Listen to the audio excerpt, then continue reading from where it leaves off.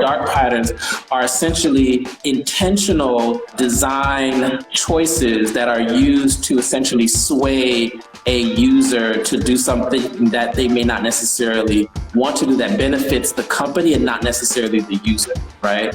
So it's taking this information that you're getting from the data that you're collecting. When I say data, I'm not talking about like your demographic data. I'm talking about like the information that you're getting from, say, like user interviews or from a contextual inquiry, two things of which I will cover in my course as well.